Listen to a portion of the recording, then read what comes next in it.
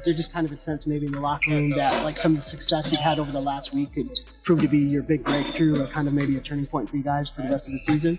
Yeah, I mean, I think we're all feeling good. I think the energy's high. Really good win in Minnesota.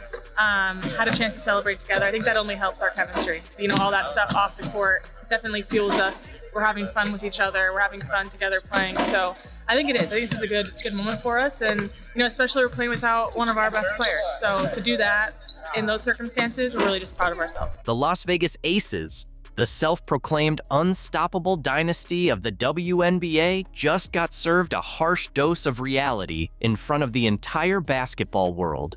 A 27-point blowout, check. A'ja Wilson getting every favorable whistle under the sun and still crashing and burning, big check. Chelsea Gray, hilariously hyped by some as superior to Caitlin Clark, disappearing in crunch time, the biggest check of all. While A'ja was out there dragging players down from behind and somehow dodging fouls like a magician, there was a squad in Indianapolis putting on a clinic in what true, unselfish, high IQ basketball is all about. The Indiana Fever just beat the Aces. The first win for the Indiana Fever against the Las Vegas Aces since I was 22 years old. Because that 81-54 clinic the Indiana Fever put on wasn't just a loss for Vegas. It was a declaration. A glowing neon billboard blazing in bold Fever red screaming that no stack of referee freebies, no dramatic stat chasing from Wilson, and definitely no dynasty fairy tale was going to save them when Indiana made the decision to tighten up and play some real, cohesive, connected basketball. And A'ja Wilson. My God, you see how many free throws that lady have? Oh my God, on the stat sheet, she had basically 30 points, but all the free throws this woman got, man, they tried their best to keep the Aces in the game, man, but it didn't matter. It didn't matter, man. They destroyed the Aces. About freaking time the Fever finally beats the Aces, man, and without Caitlin Clark. Now, let's zoom in on the moment this clash really ignited. In the third quarter, Lexie Hull, who's been the embodiment of grit and steady progress all season, boxed out Wilson so flawlessly it could be featured in a coaching clinic. She claimed her space, planted her hips with precision, and pulled down that rebound like she's rehearsed it 1,000 times. Pure fundamentals. Then came A'ja Wilson, swooping in from behind, literally stretching over Lexie's shoulders and arms in a desperate, obvious grab for the ball. A move so egregious, it should be immortalized in a what not to do highlight reel. Up, shot won't fall. Wilson, what looks like over the back. Oh boy, jump ball is the call. Wow, Stephanie White's upset about that. I thought that was over the back. Wow, watch this. That's a jump ball? Ask anyone who's seen even a single AAU game, and they'll confirm that's an over-the-back foul. Indiana ball, play on, end of story. But the refs? Nope. They chose to rewrite the rulebook right there on live television. Somehow, defying all reason, they ruled it a jump ball. As if Wilson had some equal right to that rebound after barreling into Hull from behind, like it was a free-for-all. But this was a big win for the Fever because the Aces were the only team that they had not won at least one game to last season, meaning the Aces swept the Fever last season. They actually haven't won a game against the Aces in 16 games. And they did it without Caitlin Clark. This team is crazy. They are beating the number one team in the league first. And then they go and beat the Aces, who they haven't won to in 16 games. And they did it without Caitlin Clark, which is just a testament to how this team is finally developing a rhythm. Even the broadcast crew couldn't mask their disbelief. Their commentary swung between stunned silence and uneasy laughter as they tried to wrap their heads around what they were witnessing. The contact was blatant. The foul couldn't have been more clear. Yet somehow, the officials managed to neutralize it in a way that outright rewarded the very player who committed the violation. It's a foul. It's his third.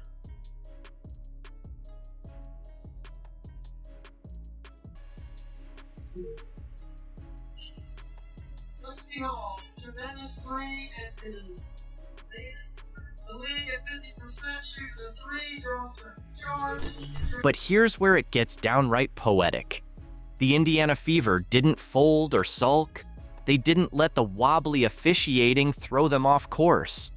They brushed it aside, locked in, and went on to dismantle the Aces so thoroughly that every sketchy call became nothing more than background noise. Let's break down exactly how Indiana flipped what could have been a Vegas momentum shift into a lopsided masterclass in beautiful, connected basketball. So I think everyone's coming in with a level of focus every day, just right now knowing that, we do have a target on our backs and making sure that we're locked in on everything we're doing in practice. But I think we're taking that energy that we have, that fun, that lightheartedness into practice, because at the end of the day, this is a game. We want to have fun, and I think we play our best basketball when we're playing free and having fun and being joyful and playing together. From the opening quarter, Indiana came out swinging. They poured in the first 6 points and never let up. By the end of the first, they were cruising with a 21-4 lead. Already you could sense the game slipping out of Vegas's grip. Indiana shot close to 53%, held the Aces to under 29%, and dominated them 16-4 in paint points. At that moment, it was obvious. This wasn't going to be the Aces' night to shine. Indiana has not beat Las Vegas since the 2019 season.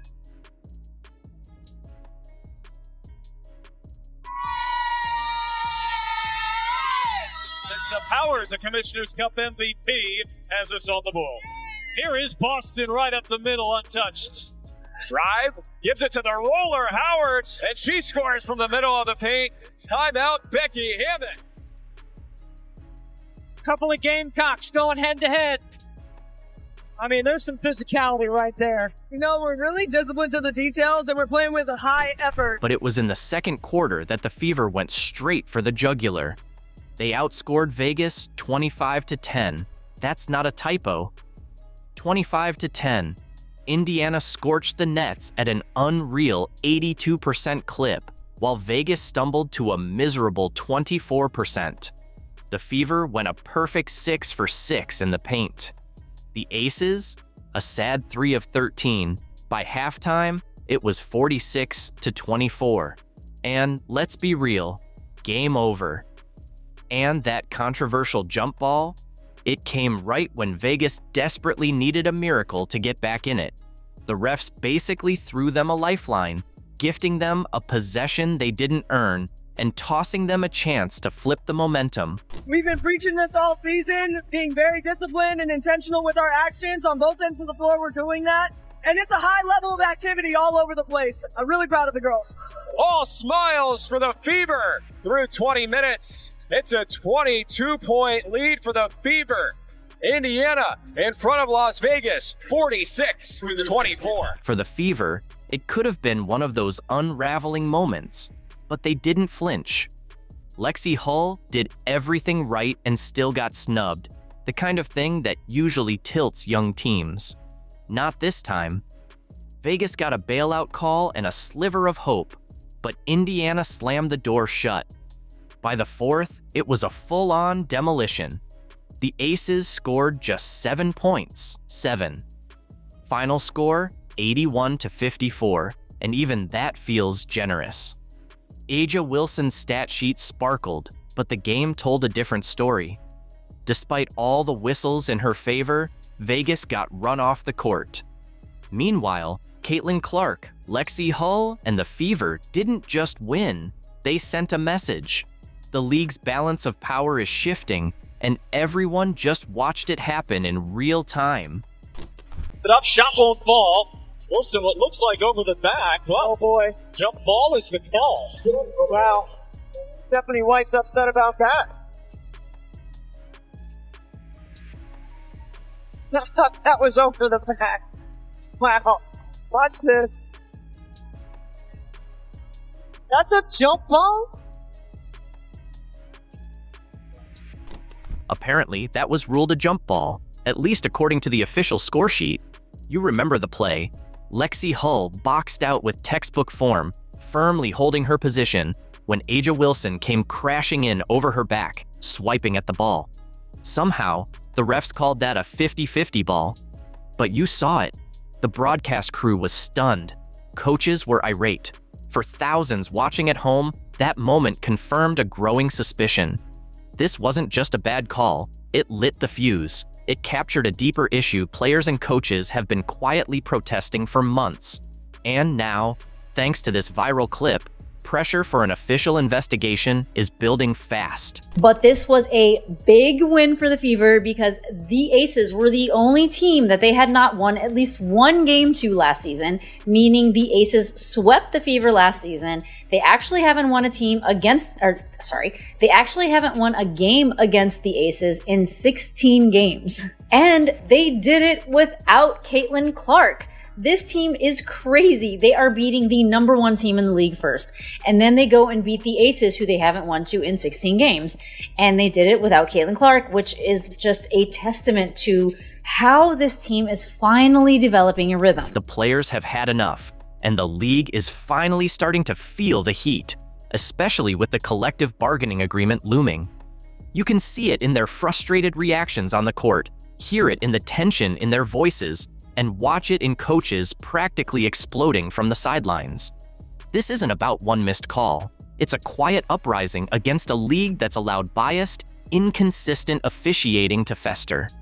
Today, we're unpacking how this single play became the flashpoint of a rebellion, using the league's own data to expose just how deep the issue runs, and why the WNBA is now facing a crisis of credibility it can't ignore.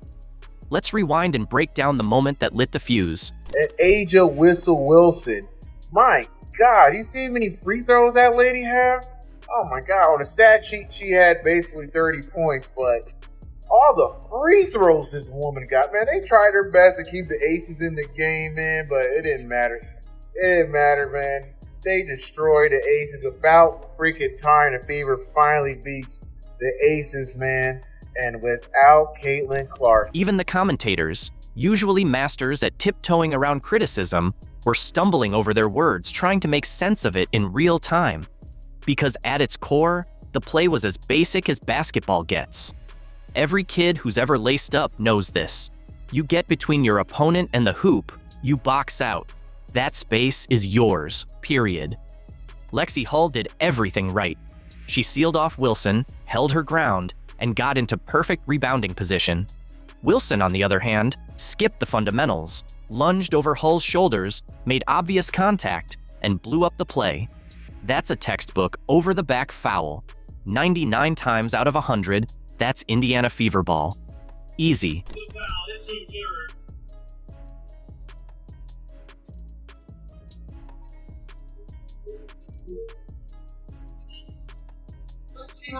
Tremendous three and two. The league at 50% shoot the three, girls are charged. Except apparently not. Instead, the refs blew the whistle and called a jump ball, a decision so backwards, so against every rule of basketball, it felt like reality glitched. This wasn't a borderline call or some murky gray area. It was a blatant foul that somehow turned into a reward for the player who committed it, handing the ball right back to Las Vegas via the possession arrow. And that was all it took. This short, undeniable, crystal-clear clip instantly became the rallying point for every fan complaint about officiating this season. No more gut feelings or scattered theories. This was proof, and worse, it was just the most glaring example of a pattern fans had already been watching unfold. This defense is playing phenomenal. Oh my God, it's night and day. I think that Commissioner's Cup gave them swag. Now they're swagging it out. I never seen Natasha Howard so aggressive in my life. This girl is beasting now all of a sudden. She is beast moding right now. And Timpson, the rookie, getting block shots, getting steals. Leah Boston is just murking, destroying Aja Wilson. Man, you know, I got a nickname for Aja Wilson, guys. You know what it is? Whistle Wilson.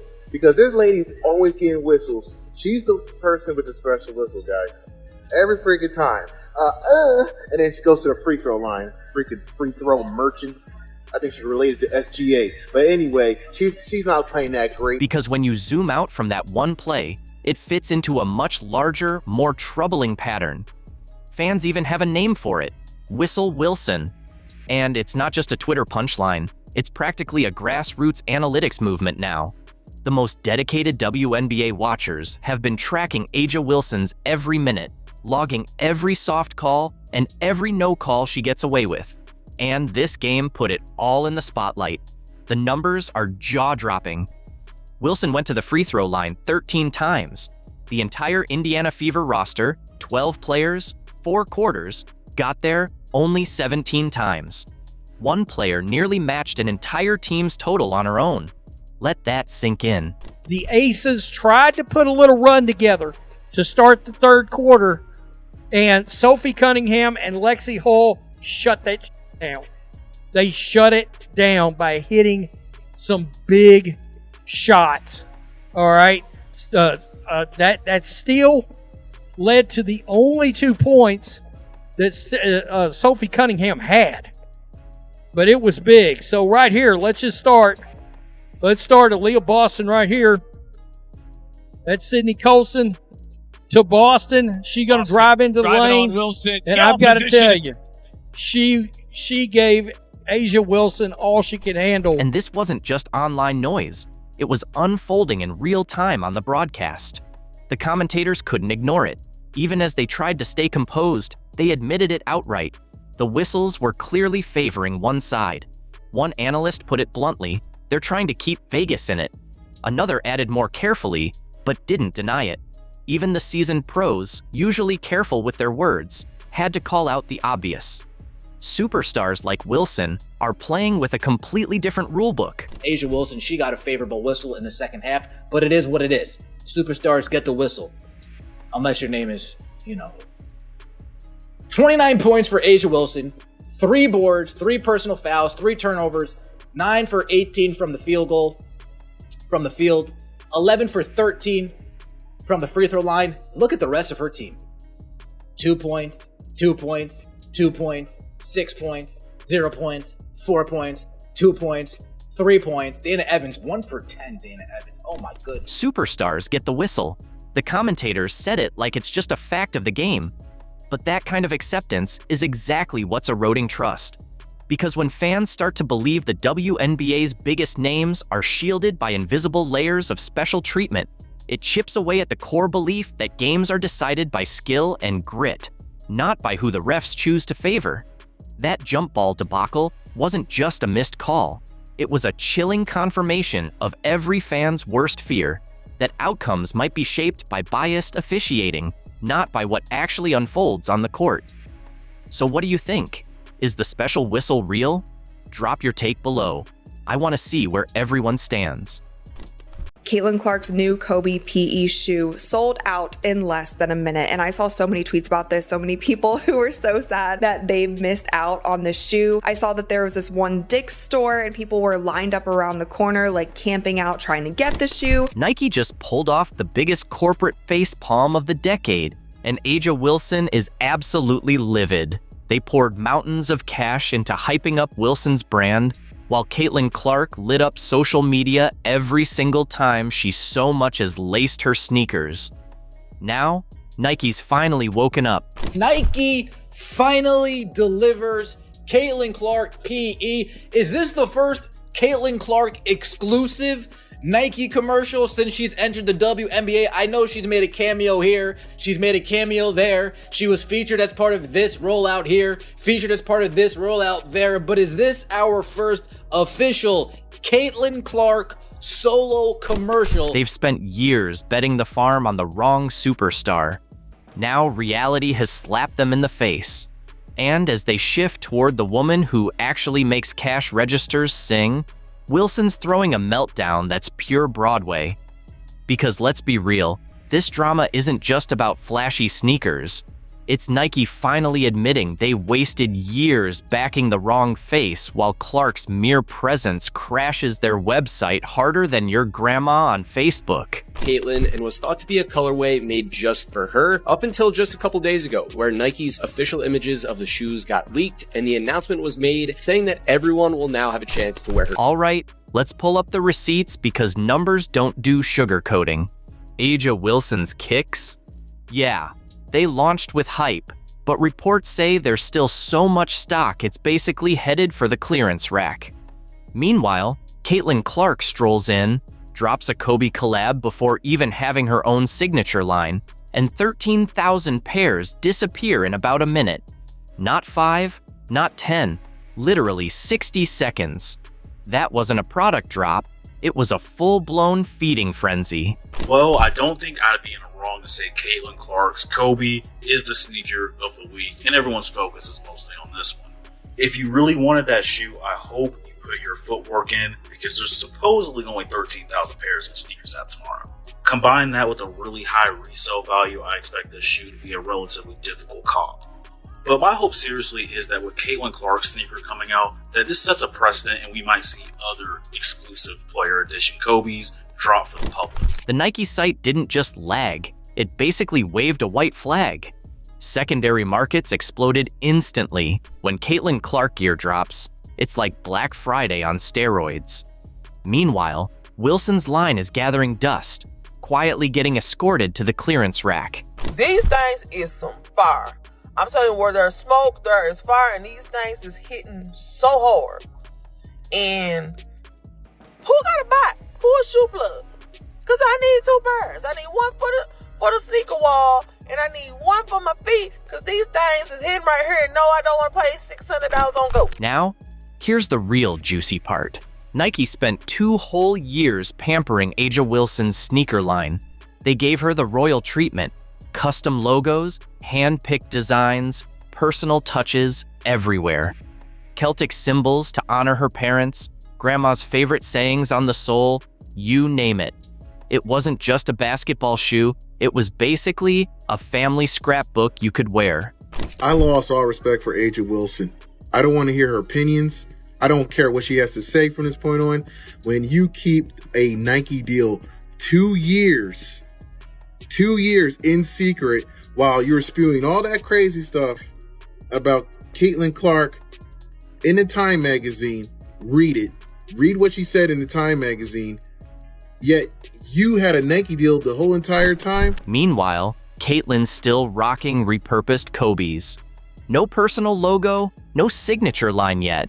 And somehow they outsell Wilson's handcrafted masterpieces by ridiculous margins. Nike handed Wilson every toy in the chest.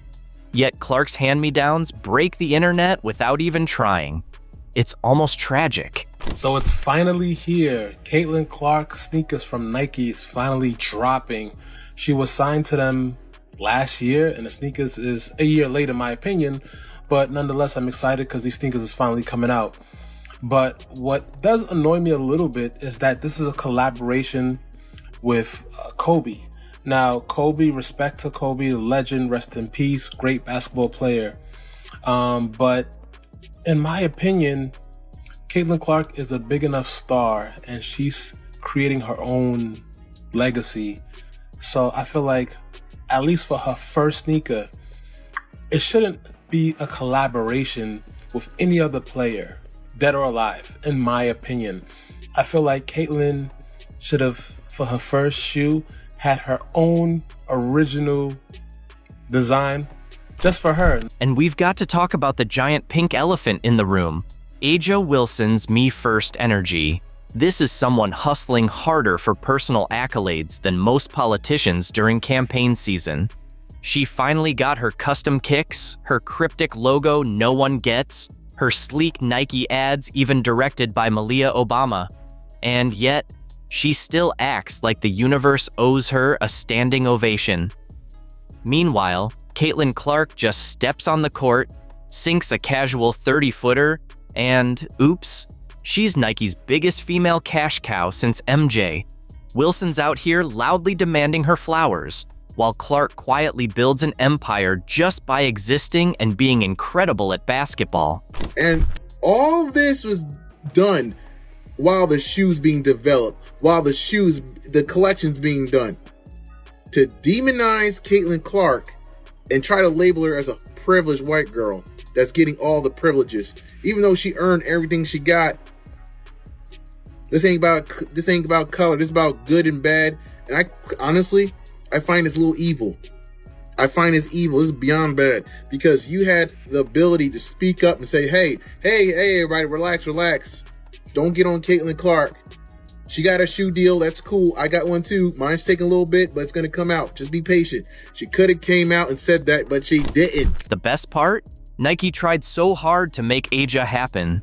They handed her a $20 plus $1 million extension, built entire ad campaigns around her so-called diamond in the rough vibe, and pushed her story like a telemarketer on a triple shot of espresso. But here's the truth. You can't manufacture what Caitlin naturally has. Clark signed her own 8-year, $28 million deal and instantly became Nike's most powerful female brand without them lifting a single extra marketing finger. Every time she steps on the hardwood in Nike gear, it's a multi-million-dollar commercial, no storyboard needed. Wilson needs stylists, script writers, and choreographed promos. Clark just needs a ball and a hoop, and she's printing money. Nike just released a brand new commercial featuring Caitlin Clark and her new Kobe shoe that she released today. And I saw this commercial yesterday on social media. I thought it was so cool. There's a shot when she's in the locker room and she opens her eye and it like turns into what looks like a snake eye, but when you zoom in, it's actually the Kobe logo. This is where Aja Wilson's entire fantasy crumbles. Caitlin Clark personally generated an estimated $82 million in economic impact for the state of Iowa alone. That's right, $82 million. All thanks to a 23-year-old kid from West Des Moines who decided to rewrite the NCAA record books with fire. Her influence is so massive, it's practically a cultural meteor strike. Meanwhile, Nike's execs must be kicking themselves for ignoring the female version of Michael Jordan sitting right in front of them, while they tried to sell us a different story with Wilson. The writing was neon bright from day one, but Nike was too busy checking boxes on their social justice spreadsheet to notice. Chicago Sky, y'all stink, bro. Y'all, look, there's trash and then there's trash. You know what I'm saying? But look, man. The Chicago Sky got destroyed by the Stud Buds. Everybody watches the Stud Buds. Shout out to Courtney Williams and Tisha Heiderman, man. Listen, Stud Buds stood on business today. Nafisa Collier stood on business today. They destroyed the Chicago Sky. Angel Reese just had her worst game, and the Chicago Sky somehow looked more competitive. She had 11 points, 11 rebounds, and 10 turnovers, nearly a triple-double of the wrong kind. The team committed 23 turnovers total. But here's the kicker. The Sky looked better with Reese on the bench. The numbers aren't backing her up as the franchise player.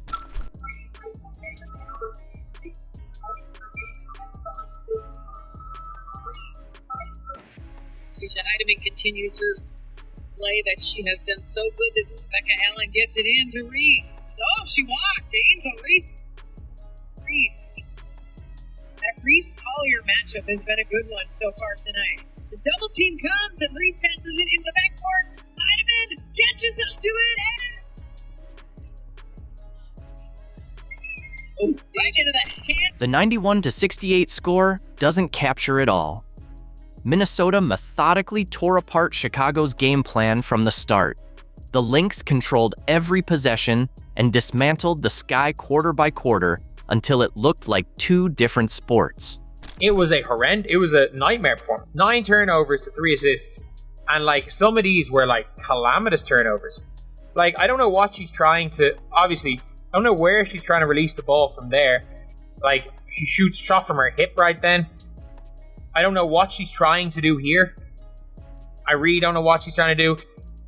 She takes I don't even know. I don't even know what she's trying to do on this turnover. Great teams don't ease up. They finish the job. The Lynx played like they had a vendetta, staying aggressive all 40 minutes. While others might coast with a lead, Minnesota kept pressing, making Chicago look helpless offensively. Nafisa Collier, stirred the pot, stirred the pot, stirred the pot. She was cooking her. 8 of 16 from the field, 19 points, 8 rebounds, 4 assists, shot 50% from the floor. Kayla McBride, 8 of 14, 3 of 7 from 3. I mean, everybody's a plus. Plus 29, plus 21, plus 23, plus 27, plus 21.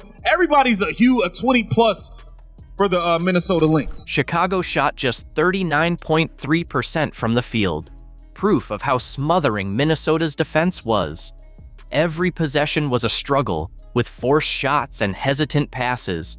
Shooting under 40% in the pros signals a broken offensive system. The Sky really suck. Like, the Sky are now 2 games behind the LA Sparks. The Lynx are now 21-4, adding another dominant win in a potentially historic season. They're not just winning, they're crushing teams at home. Meanwhile, the Sky dropped to 7-16, now 4 games out of the final playoff spot. With time running out, their postseason hopes are nearly gone. Angel Reese, 451. Let's get it! Bang! Angel's Island, like Epstein's Island. Apparently no one's there. How about it? Bang! Another day, another dollar to make me holler for some more me-bombs. Come on, give me that. Bang! The Sky didn't just get outplayed. They looked outclassed, like they didn't belong on the same court. Minnesota forced a season-high 23 turnovers, making their defense look historic.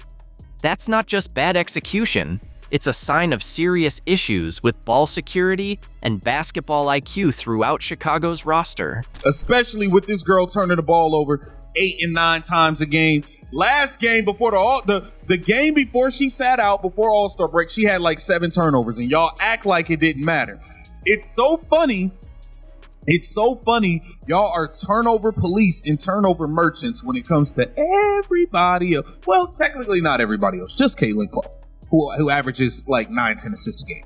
Y'all are turnover merchants when it comes to her, but y'all act like y'all don't see this girl turning the ball over 9 and 10 times a game, and she cannot handle the ball. She's not a point forward. Y'all gotta cut it out. Just cut it out, man. This wasn't just a loss for Chicago. This was a complete exposure of their fundamental flaws as a team that relies too heavily on individual performances instead of cohesive team basketball. Speaking of individual performances, one player's stat line perfectly captured everything wrong with the Sky's approach. Angel Reese did, however, continue her double-double streak, 11 points, 11 rebounds.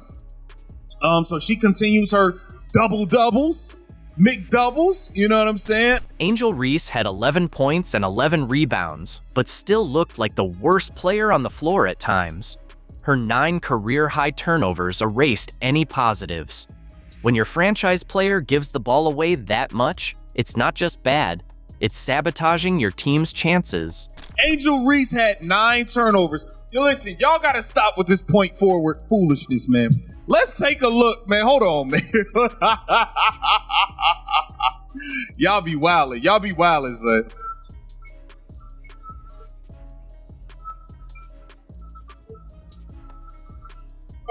Bruh, come on, man. Y'all gotta stop. Y'all gotta stop, yo. Y'all gotta stop. You.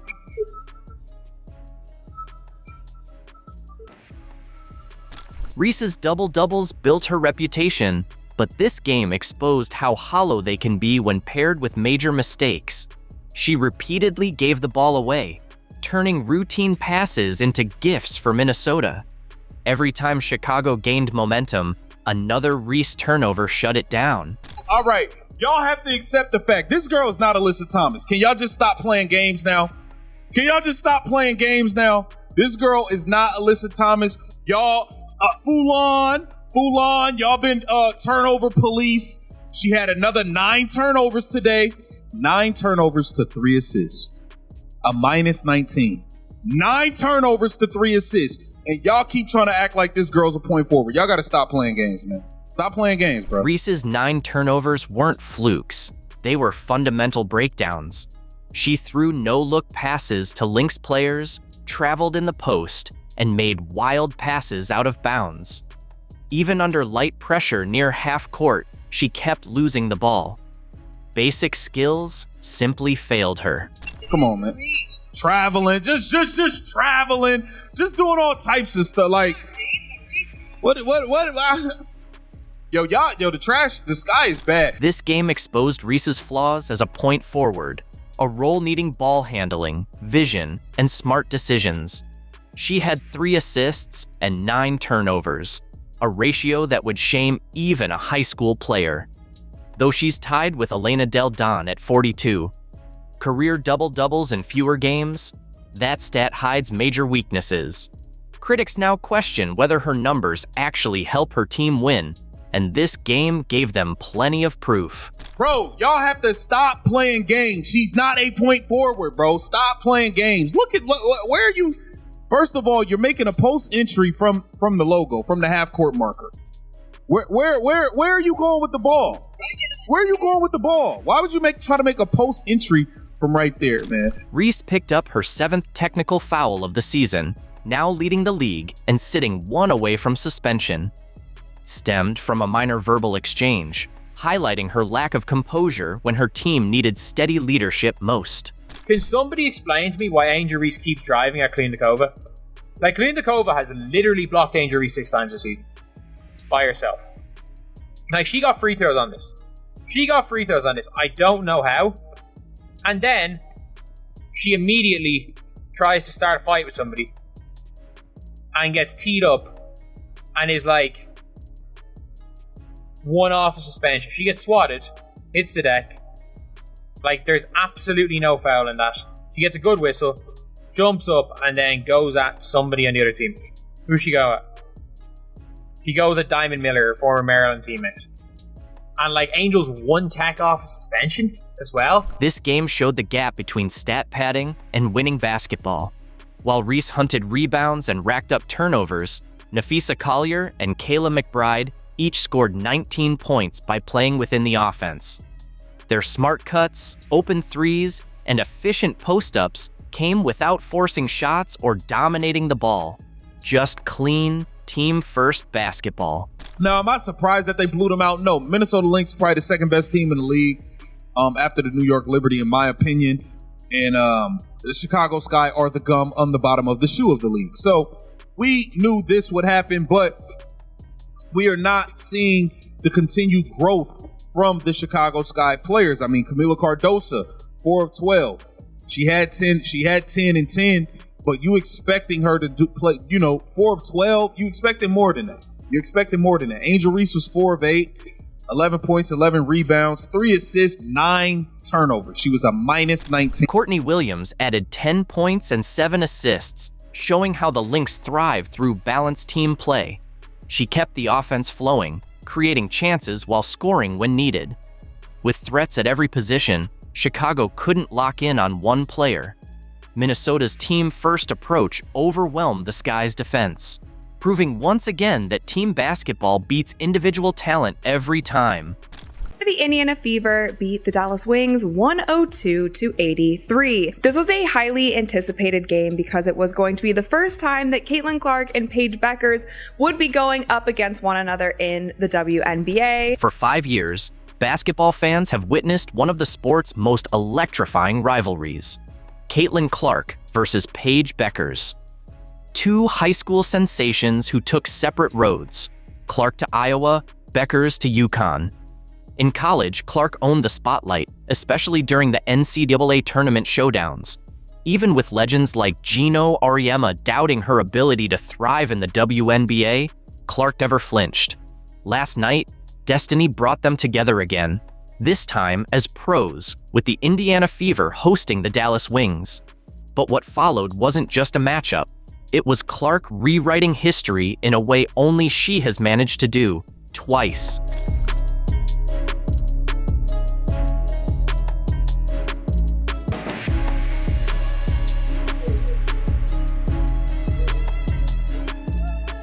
Picture it. two teenage basketball prodigies lighting up courts across America, their paths inevitably set to collide. Caitlin Clark and Paige Beckers first went head-to-head in high school, both elite recruits, both game changers, yet worlds apart in style and swagger. Clark delivered jaw-dropping scoring bursts, no-look dimes, and limitless three-point range. Beckers answered with graceful precision, a silky mid-range jumper, and court vision that matched, even challenged, Clark's brilliance. I mean, I feel like she's played in the same manner that she, has since she was, whether we were on the U16 team together, U19 team together, whether it was me watching her in AAU. Like, she's always just been smooth. She takes what the game gives her. Her midi has always been as nice as it's been this year. She's just she just plays way older than she is. Like, she's confident, she's smooth, she just does everything at a high level, can score from all three levels. And that's how she's always played. And that's obviously translated really well. Their college journeys couldn't have been more different. Beckers committed to the storied UConn dynasty under Gino Auriemma, a program stacked with championships and tradition. Clark went a different route, choosing Iowa, a team with heart, hunger, and something to prove. That bold choice sparked unforgettable NCAA tournament clashes that would forever shape their legacies. In March Madness, Clark's Iowa squad shattered Beckers' UConn dreams. She delivered towering performances when the spotlight was brightest, including a jaw-dropping 41-point display that sent the Huskies packing. Clark won 2 of their 3 showdowns, outshining Beckers when it counted. Fans and analysts took sides, fueling a rivalry so epic it felt larger than the game itself. And a lot of people are saying, oh, everything is she was Caitlin before Caitlin, she's better than Caitlin, and all this stuff. That kind of stopped in the media. Caitlin Clark put up better numbers in the WNBA than Paige did in college. Gino Auriemma didn't hold back when it came to critiquing Clark's game. He questioned her shot selection and cast doubt on whether her style would hold up in the WNBA, especially when compared to his own star, Paige Beckers. In Auriemma's eyes, Beckers' polished fundamentals were built for the pros. The contrast between Clark's fiery scoring outbursts and Beckers' effortless control became more than just a stylistic difference. It was a clash of basketball ideologies. And Diana said it best. This kid's in for a rude awakening. And they all jumped over her, but they didn't read the whole thing that she said. But nobody's printing. Diana Taurasi was right. This kid's on the wrong team. She's got the wrong skill set to handle the physicality of that league, and she's a rookie. And if you're a WNBA player, if you're any kind of player, you're going to say, I'm going to make a statement. Both stars declared for the WNBA, and fans everywhere waited for the moment they'd finally collide on the pro stage. Clark held a 2-1 edge in college, but now faced fresh questions about her transition to the big league. The hype was undeniable. ABC snatched the game for a national broadcast, knowing the entire country would be watching.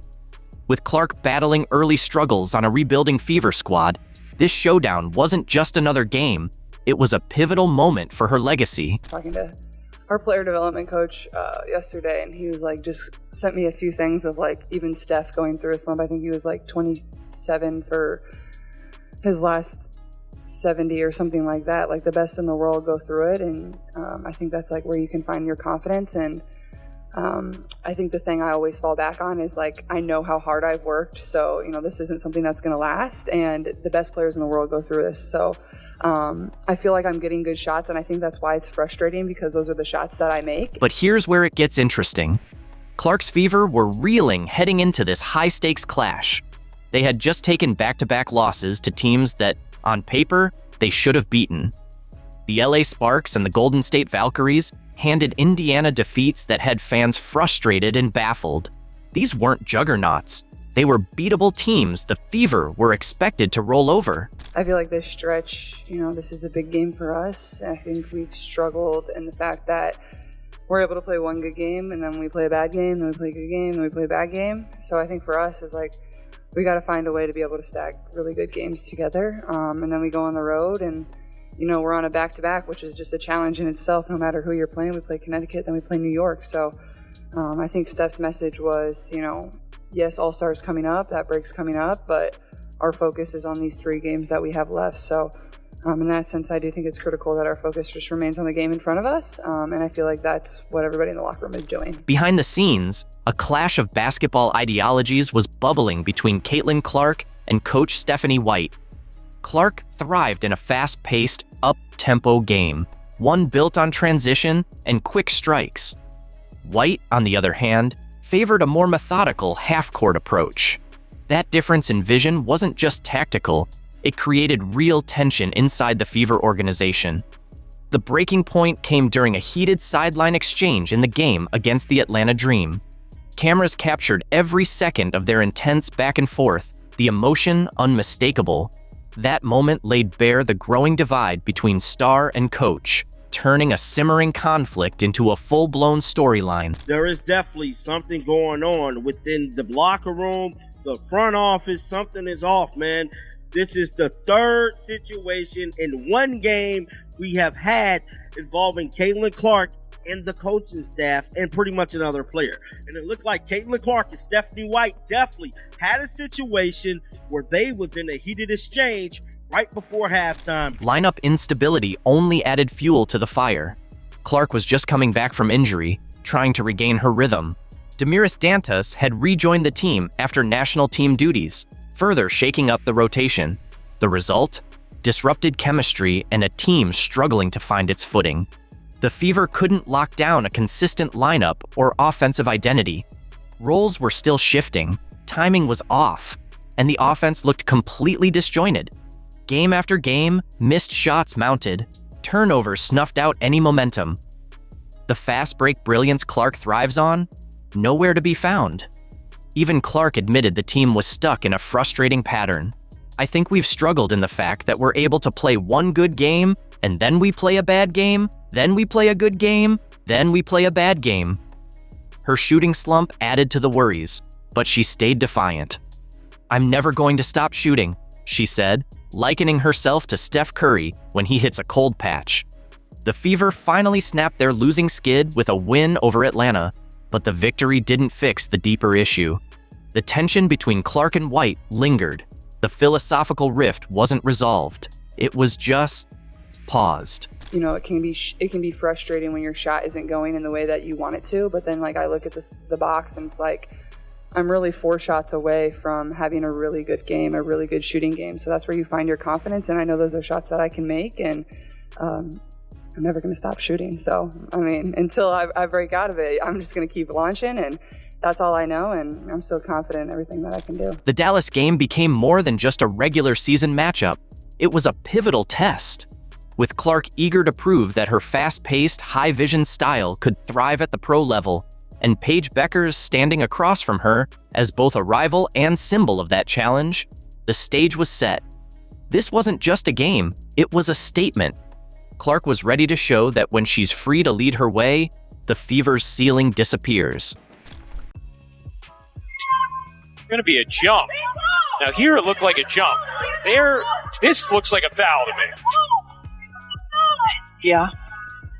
Indiana, and you can see Caitlin saying you were right in front of her. Caitlin Clark lost it on the refs after Sophie Cunningham got body slammed with no call. It wasn't just a blown whistle, it was a disgrace, exposing everything wrong with WNBA officiating in the Fever's 78-74 win over the Storm. Like, I'm not saying that your job is easy, but when it is a simple call right in front of your face multiple times, what are you doing? What are you doing? What call are you like bugged out? All of them. Just everything. Like, it's just like they're just so inconsistent. Like, that's my thing. Like, if you're on the other team and you're going to be found this shit at me, yeah, cool. But let me do it to you. Didn't let you, yeah. You know what I mean? You want Like, consistency then. yeah, like just give. And I think that's players across the league and like new fans across the country. Like, everyone's like, what is going on with the refs? And I'm like, I don't know. Sophie grabbed the rebound and was calmly holding the ball until a Storm player slammed her like it was Sunday Night Football. The ref? Front row seat? Did nothing. Just stood there like he was watching a backyard barbecue. Now, am I ever advocating for players to throw other players on the ground? No, like we've seen so much of it throughout the WNBA. He watches this happen right in front of him. There's so much contact on the play and he does nothing. He doesn't blow his whistle. He doesn't stop the play. He doesn't call a foul here. That's when Caitlin Clark, sidelined for the 7th straight game with a groin injury, finally snapped. She'd had enough. We have updates and our recovery's going well. You know, it's just, I think for us staying the course and making sure that we're really diligent about each step that we take and that we don't have setbacks and that we're patient with it. I know she wants to be out here on the floor. We want her out here on the floor, but making sure that she's ready is the most important thing. You know, I still don't know how far we are. We're going to take it one step at a time, one day at a time, and go from. She couldn't hold back. You were right in front of her. Why did you change your mind? Clark shouted, her voice echoing through the arena, saying what every fan was thinking. The incompetence was unreal. I don't even know what the players can do because the players aren't being protected. And I know so many of the times, like, we're talking about this when it comes to the Indiana Fever, but this does happen across the league. There are many plays that we could pull up. Do you guys have any suggestions on what can actually be done? The coaches get fined when they call them out to the media. Like, this is a top-down issue. This is a commissioner's issue. This officiating mess isn't just a bad night. It's the WNBA's biggest crisis. And Caitlin Clark's outrage? It's become the rallying cry for a league on the brink. The officiating in the WNBA, I kind of already went off on it, but it's just atrocious. Really, really bad. Like, there have got to be rules to prevent overt physicality from dominating the game. And that's what we've got. We've got it in the NBA, we've got it in the WNBA. Nobody wants to call a bunch of fouls, but these officials don't know what a foul is and a foul isn't.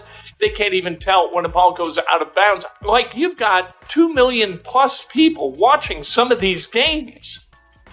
You have got to have a correctly officiated product, or at least confidently officiated product, and competently officiated product. WNBA officiating is in freefall, and everyone sees it.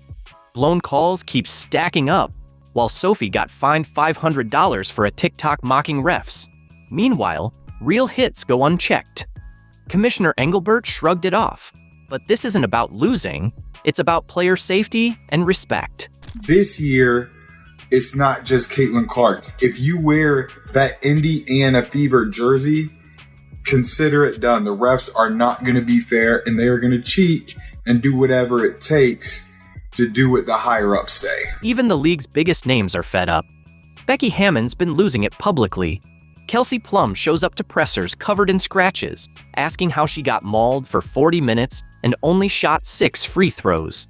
And I got scratches on my face, I got scratches on my body, and these guards on the other team get these ticky-tack fouls, and I'm sick of it. I get fouled like that every possession. Ricky gets fouled like that in the post all the time, and they don't call it, and I don't know what else to do. Like, it's really frustrating, though. I'm like, I feel, I mean, there's multiple shots at the end of the game, either go into the third, into the fourth, where they're just coming and swinging, and they just don't call anything. Amid the chaos, one player rose above it all.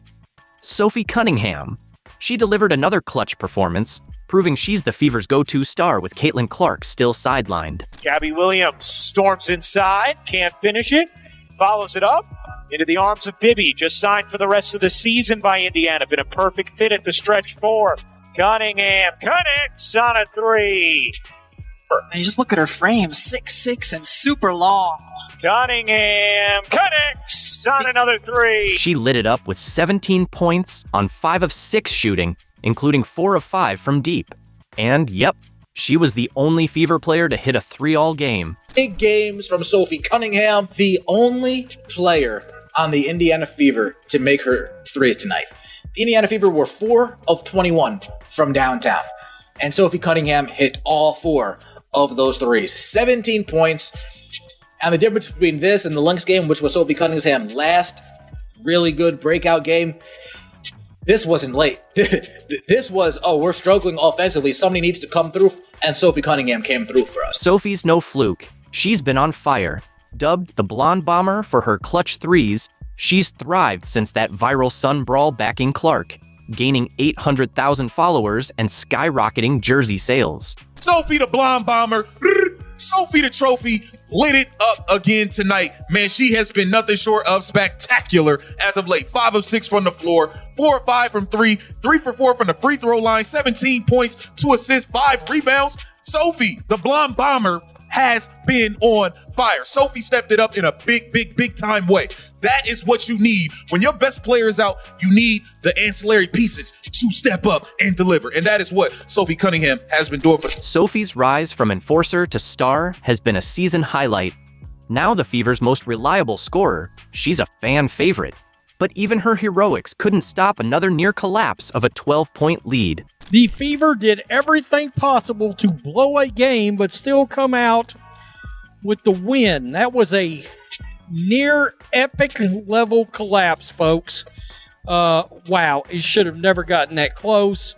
Lexie Hull, Stephanie White waited till the very last minute to put Hull in on defense. She should have been in there from 2 minutes in, 2.5 minutes in on defense.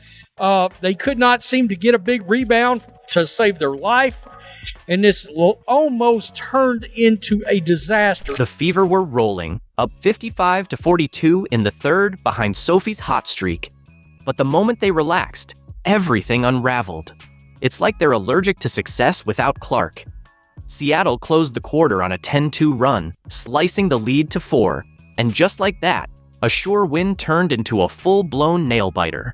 The Indiana Fever just almost pushed me to a heart attack. The Indiana Fever nearly blow a 12-point fourth quarter lead. We allow the Seattle Storm to go on an 11-0 run in the fourth quarter. Stephanie White, I keep telling y'all, I don't trust her. I'm sorry. We give up a 11-0 run within the last 4 minutes to let this team cut the lead down to 1. The fourth was all nerves. Seattle cut it to 73-72 with 3 minutes left, and every Fever fan felt the panic. This team just can't close games, and it's costing them. Boy, they almost blew it. Nonsensical whistles to stop runs, or how about blowing a whistle to stop the other team's run? Coming out in the second half, I will never back off of this. When you come out in the second half and you start losing leads, that is a coaching issue. I don't care what sport you're in. All right? Because what that tells you is the opposing coach went into the second in the halftime, made adjustments. The other team comes out, and they start figuring it out. Well, it's up to your coach. It's up to your coach to make adjustments against that adjustment. The Fever seem to forget how to play once the fourth starts. Kelsey Mitchell had a brutal night. 3 for 16, 0 for 8 from 3, like playing piano with oven mitts. Luckily, Aaliyah Boston stepped up big. She dropped 16 points, 12 boards, and a clutch 9-point run that saved the game. Kelsey Mitchell could not get it going today, and I told y'all, she is a roller coaster. You gotta remember, she went off versus the Sky, then she was, 8 for 24, then she had a good game, then she was down again, then last game she was up, this game she's down again at 3 of 16. This is Kelsey Mitchell. She's a roller coaster. She's a roller coaster. She gave you 9 points on 3 of 16, shooting 0 of 8 from 3. Here's Boston. Boston, good look inside. Howard lays it in. Nobody in the league at 6'4" or taller averages more assists than Aaliyah Boston. Well, you know, what happens off a deflection from a defensive player if it hits the rim? Shot clock still would reset. It doesn't have to be a shot. As Howard somehow spins that in, plus the foul. Boston's resurgence came right on time. After struggling without Clark, she's finally back to form, dominating the paint, locking in on defense, and giving the Fever hope. With Sophie handling the scoring, Boston's aggression has become one of the few bright spots in a chaotic season. I mean, AB's been huge for us. She's really been the key. She came into this league predominantly playing on the low block, getting a lot of post touches when she was in college and her rookie year. And then, last year, her first year with Caitlin, playing a lot in the two-man. And then this year we're asking her to be a facilitator as well.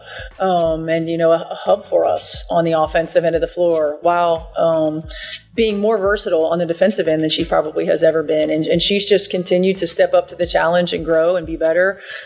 She's really the rock of our team. Veteran leadership has kept Indiana afloat. and Natasha Howard's been key. She dropped 21 points and became the team's steady anchor amid the chaos. Smart finishes, high IQ, zero ego, just consistent pro-level execution. In a league full of spotlight chasers, Howard's discipline is a rare and needed presence. Players looking like they need a breather. Yes. Cunningham lays it in, going backdoor on Diggins. Well, you know, what happens off a deflection from a defensive player if it hits the rim? Shot clock still would reset. It doesn't have to be a shot. As Howard somehow spins that in, plus the foul. You see her cutting through the lane. Skylar Diggins is inside, so she's the one left to take the Howard cut. What a tough shot by Natasha Howard. The Storm had every chance to steal this one, but when it mattered, they crumbled. Skylar Diggins missed 2 wide-open threes, and Gabby Williams' clean look at the buzzer rimmed out. Now 16-13, Seattle's dropped 3 of 4 at home, and with the playoff race tightening, they're running out of time and answers for their late-game collapses. I'm really proud of you guys. There were so many ways in a close game and in game situation where we grew today that were huge for us, y'all, that will pay dividends. So great job. I'm proud of you guys. Everybody contributed. Everybody came in and gave us a lift. Kels, I know it was a tough shooting day, but the way you facilitated and that one big jumper that you made, right, we dug in and got stops when we needed to. I mean, big time win, y'all. Big time win. This was a huge win for Indiana. Now 17th to 12th and 5th in the standings, they own tiebreakers over both Seattle and Vegas, key for the playoff push. Even more impressive? They've won 5 straight without Caitlin Clark and sit 9-7 without her overall. But her return remains a mystery. She showed up in game gear, but didn't play, fueling speculation.